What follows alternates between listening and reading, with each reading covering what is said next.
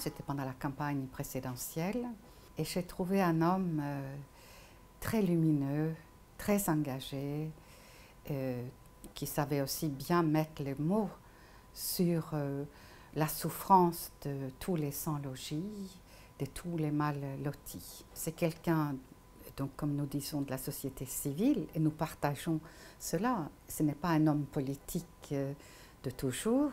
Il est venu à la politique pour porter la cause qui lui tient au cœur, les questions des quartiers, de l'injustice.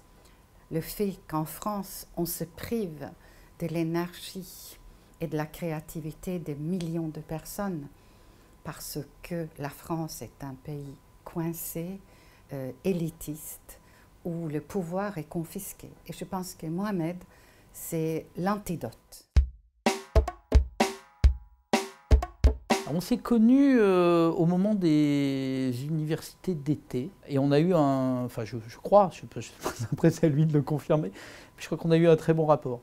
Et il s'amène lui, plus évidemment, ce qu'il a fait à travers Assez le Feu et tout son engagement dans les cités, dans les quartiers défavorisés. Moi aussi, je suis issu d'un milieu qui a connu, on va dire, la misère, et j'en suis non pas fier, parce qu'on n'a pas à être fier d'être issu d'un milieu. En revanche, on peut ne pas avoir honte de ses origines et de vouloir changer le monde. Ben voilà, Mohamed, il a gardé ça. Il aurait pu s'en sortir pour lui.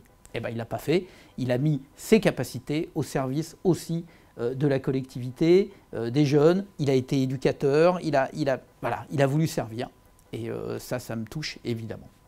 Comme pour Eva, comme pour moi, c'est un passionné, donc je suis sûr qu'il doit s'emporter facilement, il doit avoir une rage en fait. En réalité, ce qui nous caractérise, c'est le refus d'un monde qui ne nous plaît pas, d'un monde injuste, d'un monde où la solidarité disparaît, où on discrimine, où on rejette, où on exclut. Donc je suppose qu'il doit déborder, donc on doit lui dire comme moi, sois pas trop emporté parfois, garde ton calme, bon on sait faire, mais je suppose que de temps en temps ça explose. Maintenant, est-ce que c'est vraiment un défaut?